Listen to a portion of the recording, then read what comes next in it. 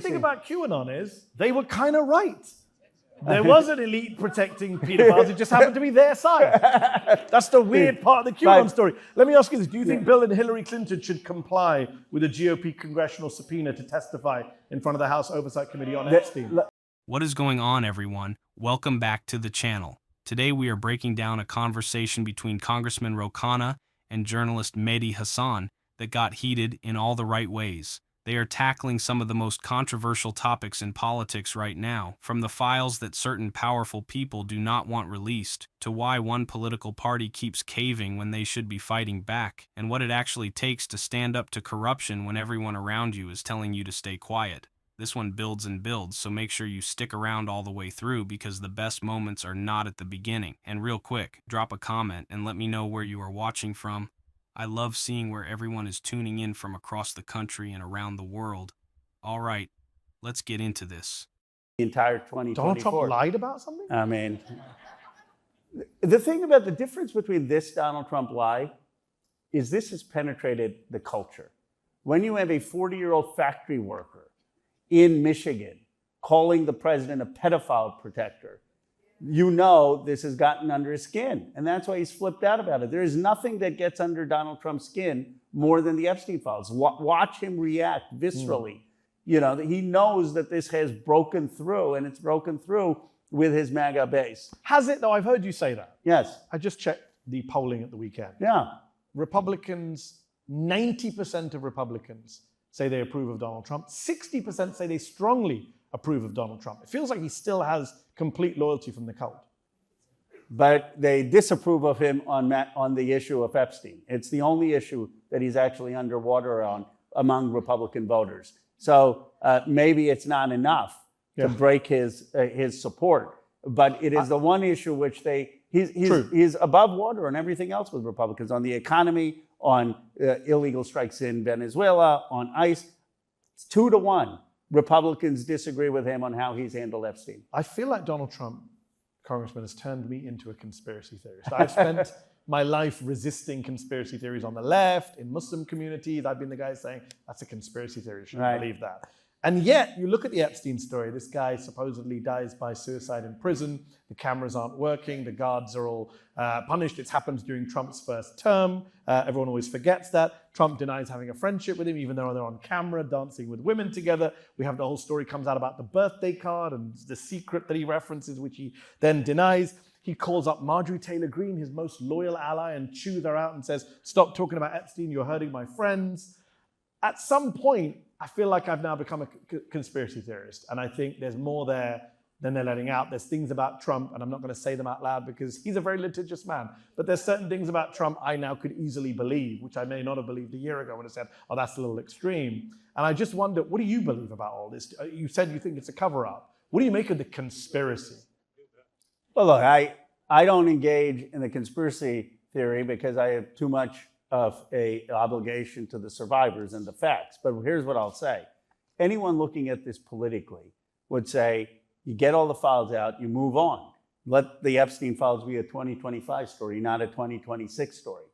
Why they are sitting on these files raises huge issues because politically it makes no sense. Every time Pam Bondi goes to the judge and says, I don't want to release it, I go on MSNBC, Massie goes on Fox News, and people are calling for her head. It's just politically malpractice unless you have something to hide.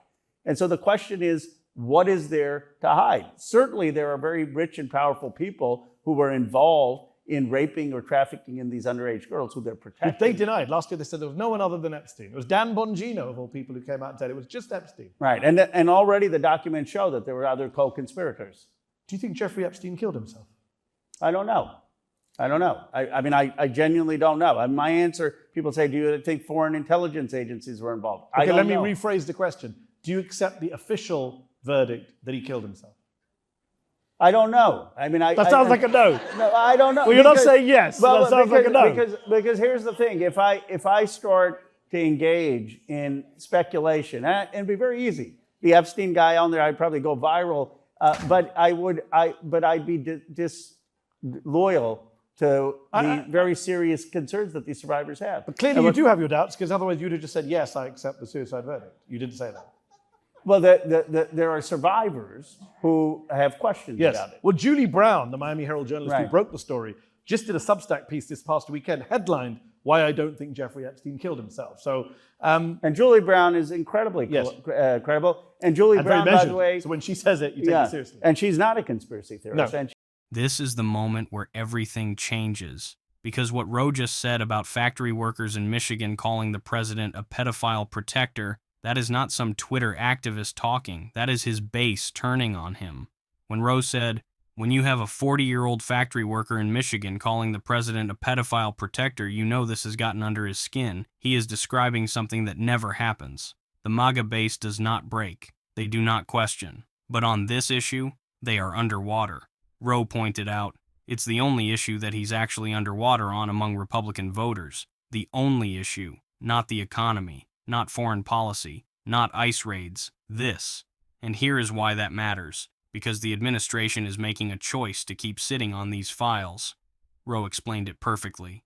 But he said anyone looking at this politically would say you get all the files out, you move on. Let the Epstein files be a 2025 story, not a 2026 story. But they are not doing that. They are dragging this out. Every single time Pam Bondi goes to court to block the release, it generates more headlines, more outrage, more questions. So why would they keep doing it?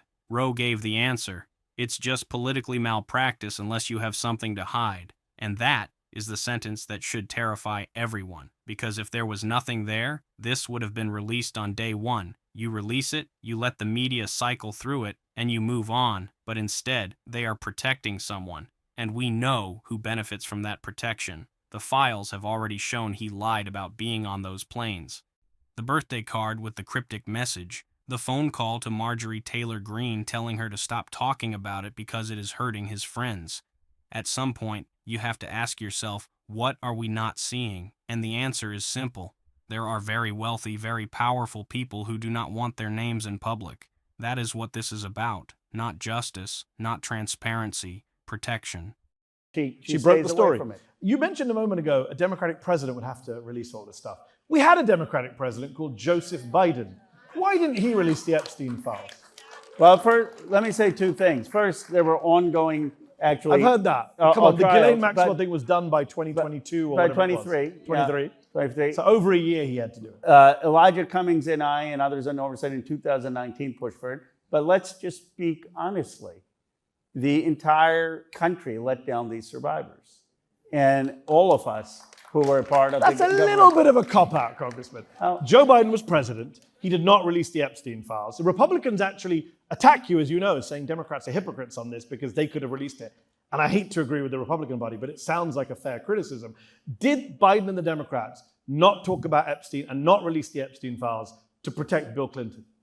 No. The reason is because, no, I think the reason is we didn't talk to the survivors. We did not take this as seriously as You thought it was an internet conspiracy, QAnon. People thought it was a MAGA conspiracy. This was connected to QAnon, that they did not take The seriously. weird thing about QAnon is they were kind of right. There was an elite protecting pedophiles. It just happened to be their side. That's the weird part of the QAnon story. Let me ask you this. Do you think Bill and Hillary Clinton should comply with a GOP congressional subpoena to testify in front of the House Oversight Committee on Epstein? They should come before the committee to testify, but first they should release the files. And the only person right now who should be held in contempt is Pam Bondi. Now, after they release the files, the Clintons should come and Donald Trump should come. And they can all answer the question. Good luck. But getting the Donald idea Trump. that they're trying to hold the Clintons in contempt before holding Pam Bondi in contempt is a total Republican distraction. And that's the fundamental truth. And And many- this is from someone who believes that the Clintons should come. Many and would argue testify. that they get away with their distractions because your party has such hopeless leadership. In November, after Senate Democrats finally caved to ending the government shutdown, you called for Senate Minority Leader Chuck Schumer to be replaced. Yes. You said, Chuck Schumer has not many friends in the Howard Theater tonight. You said he's no longer effective. Shouldn't the same apply to Hakeem Jeffries, your boss in the House? No. I'll tell you what. First of all, I call balls and strikes, and I'm not afraid to offend people in my own party. Okay. And that's why I called for Schumer to step Who's aside. not your leader?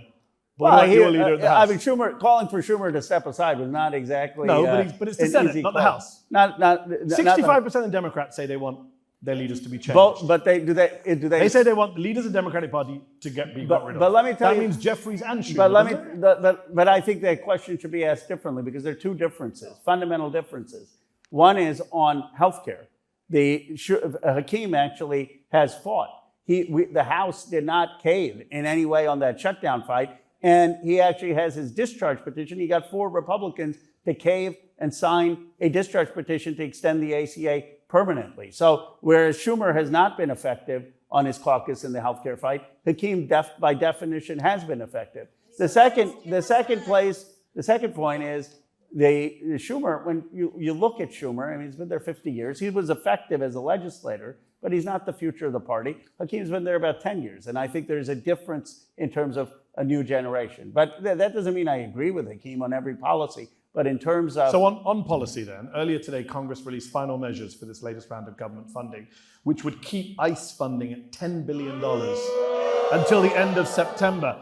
A lot of Democrats have signaled their support for this bill. They point to small provisions in it. I mean, they say, well, it's adding body cameras and de-escalation training. I don't even understand the body camera argument. The guy was holding a freaking phone while he shot her. We didn't need a body camera. Yeah, I mean, I think having body cameras, Jasmine Crockett and I have a bill that requires ICE agents to have body cameras. I know, but it wouldn't have saved Renee Good. But it would not have saved Renee Good. But here's the bottom line, and I think it's important that we have the facts. There was $10 billion of funding for ICE during the Biden administration. Now, Mehdi brings up something that needs to be said. We had a Democratic president. Why did he not release these files? And Ro does not dodge it. He admits it. The entire country let down these survivors, Democrats included. And I actually respect that answer because it shows accountability. But then Mehdi drops the line that absolutely destroys the right-wing narrative. He said, the weird thing about QAnon is they were kind of right. There was an elite protecting pedophiles. It just happened to be their side. That line is perfect, because QAnon built an entire conspiracy theory about secret cabals and child trafficking rings run by Democrats. And it turns out, yes, there was an elite protecting these crimes, but it was their guy, the one they worship, the one they defend no matter what. And now they are the ones blocking the files. And the irony is so thick you could cut it with a knife. Then we get to the Clinton subpoena question.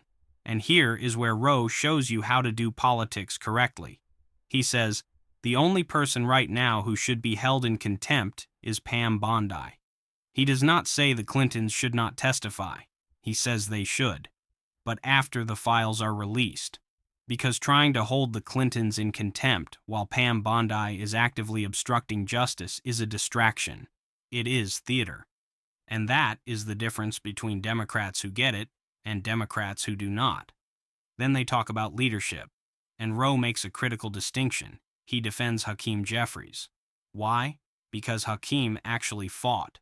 He got 4 Republicans to cave and sign a discharge petition to extend the ACA permanently. That is results. That is using power.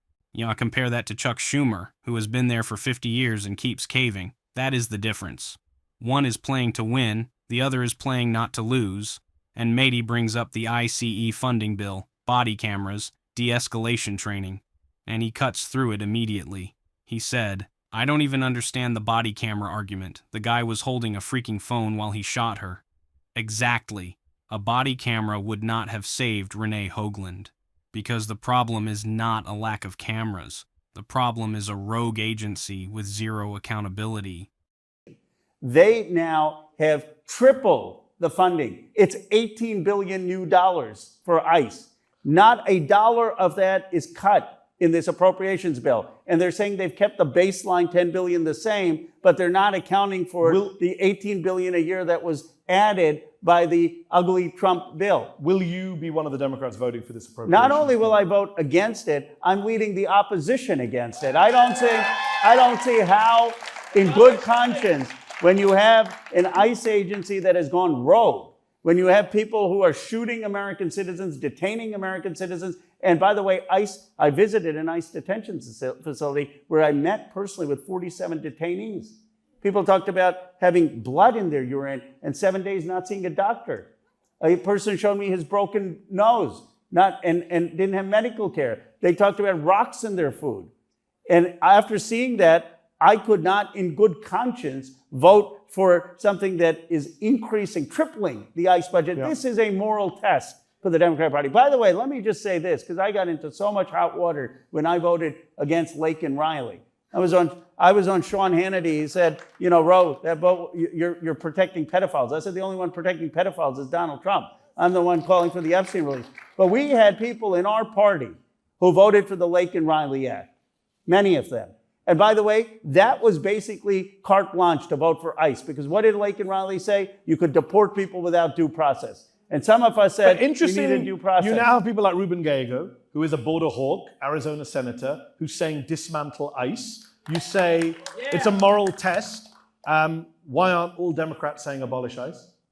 Well, they're saying what Ruben is saying, many are, dismantle the agency. You obviously want a law enforcement, immigration enforcement agency, but put it under justice, like we had INS before the Patriot thing. Build an entirely new agency that enforces immigration law in a humane way. Can a Democrat run for president in 2028 supporting ICE, ICE's ongoing existence? Look, here's my belief. I don't think, there are a few things I think as a Democrat you have to be willing to say. You need to be willing to say there was genocide in what Netanyahu and Israel did in Gaza. You need to be able to say that you need a new agency, and ICE has been totally tainted and corrupted and violating human rights, and we have to go back to what we had in a new agency under justice. And you have to be willing to say that you're willing to tax the ultra wealthy. I mean, like when people when 400 of the richest people in the world are willing to say that, and if Democrats aren't willing to say that, you know what it shows if you're not willing to say these three things? That you're not willing to actually speak truth to power. That you're not willing to actually take on this special interest. Well, guess what? If you're not willing to take on the special interest when you're running for an office, you think you're going to take on the special interest when you get into office? Give me a break. And here is where Ro exposes the real betrayal. He breaks down the numbers. ICE had $10 billion during the previous administration. Then the current administration added $18 billion. 18. And this new appropriations bill, it does not cut a single dollar of that. Ro said, it's $18 billion new dollars for ICE. Not a dollar of that is cut in this appropriations bill. So when Democrats stand up and say they fought for a compromise, what did they actually win? Body cameras that would not have prevented the murder we all watched happen? That is not a win. That is surrender dressed up as progress. Then Ro talks about visiting an ICE detention facility. And this is important. He did not just tweet about it. He did not do a photo op outside the fence. He actually went inside and met with 47 detainees. And what did he find? People with blood in their urine waiting 7 days to see a doctor, broken noses with no medical care, rocks in their food. These are conditions that would not be acceptable in any other government facility. But because it is ICE, because it is immigrants, we are supposed to look the other way? Absolutely not. And then Ro went on Sean Hannity, and Hannity tried the usual playbook. He accused Ro of protecting pedophiles by voting against a deportation bill, and Ro fired back immediately. He said, the only one protecting pedophiles is Donald Trump. I'm the one calling for the Epstein release. That is how you fight back. You do not get defensive, you flip it. You make them answer for their hypocrisy. Then Ro lays out the 3 litmus tests for any Democrat running in 2028. You have to be willing to say there was genocide in Gaza. You have to support dismantling ICE and replacing it with a humane agency. And you have to be willing to tax the ultra-wealthy. And here is why those 3 things matter. Because if you cannot say those things when you are running for office, when you are trying to win votes, when you have every reason to be bold, then you are definitely not going to do it once you are in office. Ro said it perfectly. If you're not willing to take on the special interest when you're running for an office, you think you're going to take on the special interest when you get into office? Give me a break. And that is the test. Not whether you can win, but whether you are willing to fight. Because we have seen what happens when Democrats win and then govern like they are scared. We get incremental change that gets wiped out the next election cycle. We need leaders who will actually use power when they have it. So what do you guys think of this? Leave your thoughts down in the comments. Please like and subscribe, and I will see you in the next video.